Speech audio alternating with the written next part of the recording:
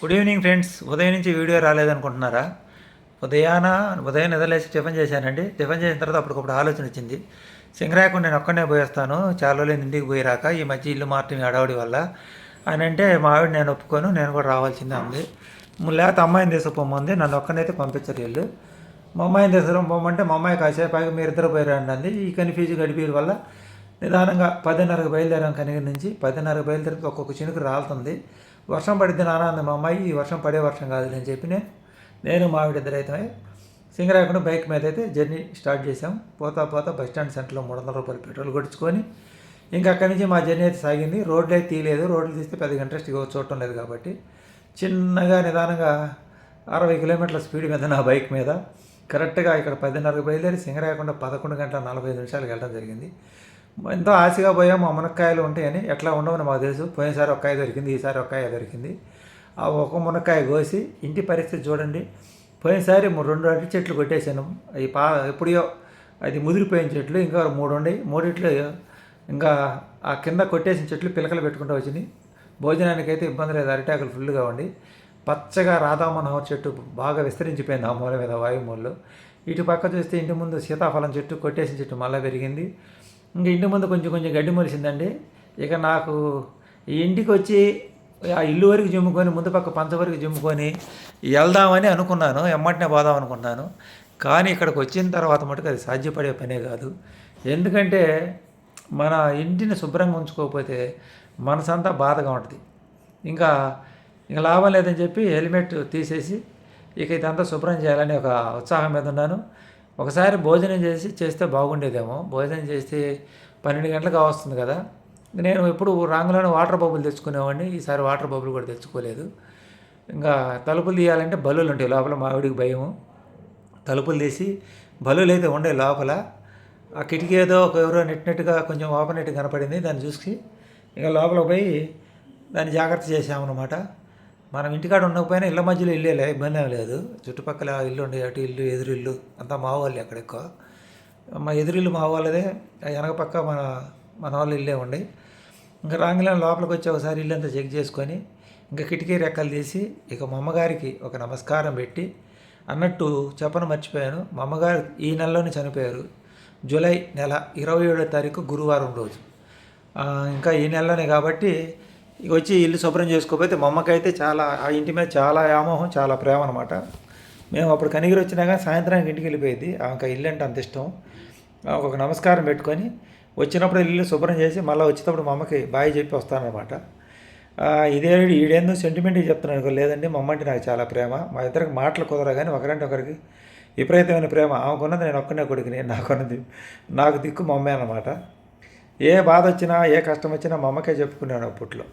ఇంక ఈ రాధా మనోహర్ చెట్టు మూల మీద బాగా మరుగ్గా తయారైందని చెప్పి ఇంకా కొడేలు తీసుకొని ముందు ఆ గేటు కూడా రావట్లేదు, అది గేటుకి అడ్డం పడుతుంది. ఆ రాధా మనోహర్ చెట్టు మొత్తం ఆ ఎండిపోయిన కొమ్మలు, ఆ పైన పచ్చంగా ఉన్న ఇటు పక్క విస్తరించిన కొమ్మలు ఎన్ని అయితే లాగుతూ ఉంటే వస్తూ ఉండి దాని మీద పిచ్చి చెట్టు కూడా అల్లుకొని ఉందన్నమాట. ఇవి ఉండటం వల్ల ఏమైందంటే పసికిరి పాములు వస్తాయి అన్నమాట. వెనక మునగ చెట్టు మీద కూడా పసికిరి పాము చూసాము మేము. అందుకని ఇంటి ముందు శుభ్రం చేస్తున్నా. ఇళ్ళ పక్కలలో కూడా కొంచెం పాములు వస్తాయని భయపడుతున్నారు వాళ్ళు కూడా. సరే అందుకని ఈ కొత్త కొడేలు మొన్న 200 రూపాయలు పెట్టుకున్నా. అది స్నానం పడదామంటే ఇంకెక్కడ ఎన్నో ఆక్రయాన్ని తీసుకెళ్ళాలి సార్. ఆ బండ మీద పెడితే నా వల్ల కాలేదు, అది ఉన్న స్నానం పోయింది. ఇక చిన్నగా ఆ చెట్టు అంతా మొత్తం కొట్టేయలేదులే. అడ్డమైన కొమ్మలు విస్తరించి నేను కొమ్మలు లాగేసి ఆ పక్కనే తులసి చెట్టుకి అది నెట్టుకొని వస్తుందన్నమాట, కొమ్మలు అల్లుకుంటాయి. ఆ తులసి చెట్టుని శుభ్రంగా ఉంటానే తులసి చెట్టు పక్కన కొమ్మలన్నీ కొట్టేసి ఆ గేటుకి అడ్డం ఉన్న కొమ్మలన్నీ కొట్టేసి అనమాట. ఈ పూలు రంగురంగులకు పూలుస్తాయి. ఒక చెట్టుకి ఎన్ని రకాల పూలు పోస్తాయి, అన్ని రకాల పూలు పోస్తాయి రాధమన్నటి చెట్టు. ఇక ఆ గోడ కూడా కనపడకుండా ఉందన్నమాట. అందుకని ఆ చెట్టు అంతా శుభ్రంగా ఆ కొమ్మలని కొట్టేయడం జరిగింది. ఇంకా అవి కొమ్మలు కొట్టేసి ఇక నెక్స్ట్ ఏంది అని అనుకుంటే నెక్స్ట్ నాకు చాలా పెద్ద పని ఏముందనమాట. ఈ ముందు గడ్డి పీకేసి చిమ్ముకొని పోదాం అనుకున్నా. ఇంకా అందరు తాగుతామా, ఆగం కదా. ఇక్కడికి వచ్చిన తర్వాత ఇంకా ఎంత పని చేసినా తరగదు. మళ్ళీ నెక్స్ట్ వచ్చేటప్పుడు పని రెడీగా ఉంటుంది. మేము 15 రోజులకు ఒకసారి వచ్చి, అప్పుడు 15 రోజులకు ఒక నెలలో 4 సార్లు వెళ్ళాము. అప్పుడు ఇల్లు బాగా శుభ్రంగా పెట్టాము. ఇంకా అక్కడి నుంచి పక్కకు వచ్చేసరికి అక్కడ పందికొక్కులు దోనియండి. ఆ గోడల కింద ఇది బేస్ మఠంలోకి వెళ్ళిపోయింది, తవ్వింది. ఇంకా సరే, ఇంక ఈ పందికొక్కులు వెళ్తే పోయినసారి ఆ పక్కన వేసిన వాళ్ళు మట్టి ఇల్లు రిపేర్ చేసుకుంటే వేసిన మట్టి దెబ్బ ఉంది కదా, ఆ దెబ్బ ఈ విధంగా ఉపయోగపడుతుందిలే. అందుకని అక్కడ రాళ్ళు అవన్నీ తీసుకొచ్చేసి ఆడ వేసేసి ఆ బొక్క కూరుతున్నా గొడపారతో. ఎప్పుడో చిన్నప్పుడు పొలంలో ఉన్నప్పుడు చేసిన పనులు, నా 26 సంవత్సరం వయసు 30 దాకా చేసేయాలి. ఇంకా తర్వాత అలవాటు తప్పిపోయింది కదా. అయినా నాకు ఈ గడ్డపారలతో, ఈ చిలకపారలతో, ఈ గొడ్డేలతో, ఈ మొద్దుగత్తులతో నాకు అలవాటే పని.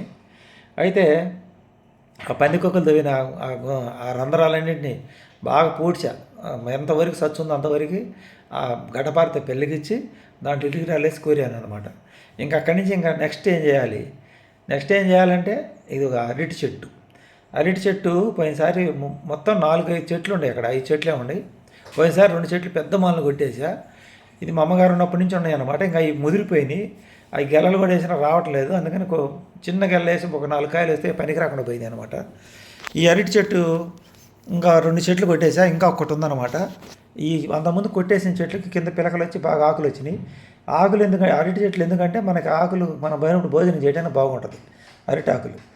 ఇంకా అరటి చెట్టు పాదికాడ శుభ్రం చేయాలని, ఆ మట్టి దెబ్బ వాళ్ళు వేసిన దెబ్బని కదిలిచ్చే ప్రయత్నం చేయాలని నేను ఎంతో అనుకున్నా. మొత్తం దెబ్బంతా ఎత్తేయాలని పోరాటం చేద్దామని అనుకున్నా. కానీ ఈ అరటి చెట్టు కొట్టేసి ఆ బోదెలన్నీ పక్కన వేసుకొని ఆ పిచ్చి మొక్కలు వీగేసి ఆ దెబ్బని కదిలిచ్చేటప్పటికి ఇంకా నాకైతే కోసాలు అయితే కదిలినాయి అనమాట. ముందు ఈ అరటి చెట్టు మొదలు లాగేసరికి అయిపోయింది నా పని. పెద్ద మోదులు అనమాట, ఈ పెద్ద మోదులు ఎప్పుడో దాదాపు 6-7 సంవత్సరాల నుంచి కొట్టకుండా అట్టనే ఉన్నాయి. మా అమ్మగారు ఉన్నప్పుడు నుంచి 5-6 సంవత్సరాల పైనే. మా అమ్మగారు బతికున్నప్పుడు ఉన్నాయి అన్నమాట చెట్లు, అవి పెంచుకునేది బాగా. ఇంకా ఆ బావి చుట్టూతా బిల్లగన్నేరు చెట్లు, రకరకాల పూలు పూసే చెట్లు ఉన్నాయి, అవన్నీ కూడా ఉన్నాయి. ఇంకా అవన్నీ శుభ్రంగా అట్లా వదిలేస్తే బాగుండదులే అని చెప్పి ఆ బావి చుట్టూతా ఈశాన్యం ఉండే బావి కదా, అక్కడ శుభ్రం చేద్దాం ఆ మట్టి దెబ్బని అని నేను ప్రయత్నం మీద ముందు అరటి చెట్లు అయితే 2 చెట్లు కొట్టేశాను. ఇంకొక చెట్టు అయితే కొట్ల. ఈ 2 చెట్లు కొట్టేటప్పుడు ఆ పిలకలు పెట్టిన కొమ్మ కూడా, అది అరిటాకులు ఉండే కొమ్మ, అది కూడా ఇరిగిపోయింది. ఇంకా అదంతా లాగి అంత చెత్త అంతా ముందు శుభ్రంగా పక్కకేసి ఇంకా ఆ తర్వాత ఆ మట్టి దెబ్బను కదిలించే ప్రయత్నం చేయాలనే లెక్కలో నేను వీటన్నింటినీ ఒక పక్కకి వేయడం జరిగింది. ఇంత ముందుకు ఇంకా విపరీతంగా పెరిగిండేది ఇక్కడంతా చెత్త అంతా. ఈ మధ్య మనం ఎప్పుడు పోయి శుభ్రం చేయడం వల్ల, ఎప్పటికప్పుడు శుభ్రం చేయడం వల్ల ఆ మాత్రం ఉందన్నమాట.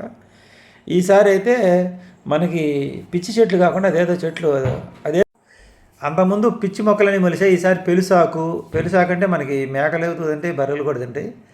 ఇది ఏంటంటే గంజేరాకు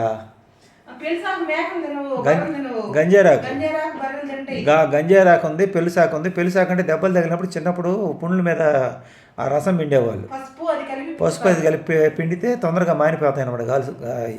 మేమైతే పెలుసాకు అంటాం, ఇంకో దాని పేరు ఇంకొక రకంగా అంటారు అనుకుంటుంది. అంతకుముందు పిచ్చి మొక్కలు ఏంటి విరిగిపోయి ఈసారి మొక్కలు కొత్త రకం వచ్చినాయండి. మనం మాటి శుభ్రం చేసి అంతా పీకేయడం వల్ల. ఇక చూశారు కదా, ఈ దెబ్బను కదిలిస్తే అంతా రాళ్ళ ముక్కలు, వీటిని చేతులకు తగులుతున్నాయి, చేతులు కోసకపోతున్నాయి. ఒక పక్క గడపార దానికి పోతుంది లేదు ఆ గడ్డపారికి. నేను నా షాపులో అప్పుడు ఆయిల్ ఇంజిన్ ఇనం బొచ్చ ఒకటి ఉంది నా షాపులో. ఆయిల్ ఇంజిన్లు చేసేటప్పుడు బొచ్చలో రీంచులు అన్న సామాన్య కడుక్కునేవాడిని, మడ్డి అంతా ఆయిల్ ఇంజిన్ హెడ్లు అయ్యి. ఆ బొచ్చి ఇంతకాలానికి అక్కడికి వచ్చింది, అది షాప్ తీసేసాను కదా. ఆ బొచ్చి కాటాయి కాయకుండా సింగరాకుండా తీసుకెళ్ళాను ఈరోజు బండి మీద సైడ్ సంచి తగిలించుకొని. ఇంకా చూశారు కదా, అది అంతా ఒక 20 బొచ్చులు ఏమి ఎత్తేసారు, నా పని అయిపోయింది. ఆ కట్ట కొంతవరకు కదిలించగలిగాను. ఇక ముందు పక్కన చెత్తని ఆ చెట్టు కొట్టే రాధామనోహర్ చెట్టు కొమ్మలు, ఆ చెత్తని ఎన్ని తీసుకుపోయి ఒక పక్క వేస్తున్నా. అది ఒకేసారి కొప్పేస్తే పెద్ద మంట వస్తాయని 2 సార్లు వేస్తున్నాను అనమాట.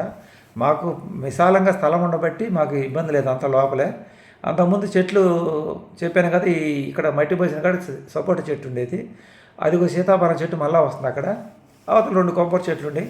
మొన్న ఈ మధ్య 2 కొబ్బరి చెట్లు మళ్ళీ పిలకేసి వస్తుంటే మళ్ళీ రేపు చెట్లు పెరగటం, మళ్ళీ 4,500 5,000 అయితే ఈసారి కొట్టించేటప్పుడు. కానీ అవి మొన్న తగలేసాను. ఇంకెందుకంటే మళ్ళీ పక్కన ఇంట్లో మళ్ళీ ఏర్లు వస్తాయి అంటారు, అందుకని తీసేసాను అనమాట కొబ్బరి చెట్లు. మంచి అయినా చెడైనా ఇంకేం చేద్దాం, తప్పదు కదా. ఇది ఈరోజు నేను సింగరాయకొండకి వచ్చి 11 గంటలుగా 45 నిమిషాలు పని స్టార్ట్ చేస్తే కరెక్ట్గా 3:30 దాకా చేస్తానే ఉన్నాను. నడుములు అలసిపోతున్నా, ఒక పక్క నీరసం వస్తుంది. ఈ బొచ్చులు మోసేది అలవాటు లేక, ఆ చెలగపార పని, ఆ గడ్డపారతో తవ్వేసేది, ఈ మట్టి పని అలవాటు లేక చాలా ఒళ్ళంతా నొప్పులుగా ఉన్నాయి అన్నమాట. అప్పటికి పని చేయాలని పట్టుదల, కాసేపు ఆగుతున్నా, మళ్ళా మంచిలు తాగుతున్నా, మళ్ళా చేస్తున్నా. అక్కడి నుంచి ఇక్కడికి వస్తే ఈ చెత్త ఎత్తేసే ప్రోగ్రామ్, ఈ గడ్డి పీకే ప్రోగ్రామ్ ఇంటి ముందు. ఇది ఇలా మొత్తం ఈరోజు ఇంటికాడ పని అయితే ఈ విధంగా పని జరిగింది. ఆ గోడ ఇంతకుముందు కనపడేది కాదు. ఆ కొమ్మలన్నీ కొట్టేయబట్టి మాకు ఆ పక్క గోడ కనపడుతుంది, పరమట వైపు గోడ. ఇంకా గేట్ కాడ కూడా శుభ్రంగా ఉంది. ఆ మరుగంతా తీసేసాను. ఇక ఇంకా ఆ పని అంతా పూర్తి చేసి ఇంక అలసిపోయి ఇంక భోజనం చేద్దాం అనుకుంటే ఇంకేం చేద్దాంలే భోజనం అని ఇంకా బజార్కి పోయి భోజనం తెచ్చా. కానీ ఇంకా అది ఎట్టుందనేది నెక్స్ట్ వీడియోలో పెడతాను. ఇది మా ఇంటికి వచ్చి నేను ప్రశాంతంగా గుడ్డలు మాయకుండా వెళ్దామంటే నా వల్ల అయ్యే పని కాదు. నడుమాల్చి కాసేపు పొనుకుందామన్నా కూడా అది వల్ల అయ్యే పని కాదు. పని అంతా చేసిన తర్వాత ఇంకా మావిడి పోదాం ఉంది. ఇంకా చిన్నగా బయలుదేరి 4 గంటలకు బయలుదేరి కనిగిరికి అయితే 6 గంటలకల్లా వచ్చాము నిదానంగా మాట్లాడుకుంటా. ఇంకా ఈ ఎండిపోయిన చెత్తని రేపు నెక్స్ట్ పోయినప్పుడు తగలబెట్టాలి. మళ్ళీ 15 రోజులకి 20 రోజులకి ఒకసారి వెళ్తాం అనమాట. ఇది ఈరోజు వీడియో నచ్చితే లైక్ చేయండి, సపోర్ట్ చేయండి, సబ్స్క్రైబ్ చేయండి.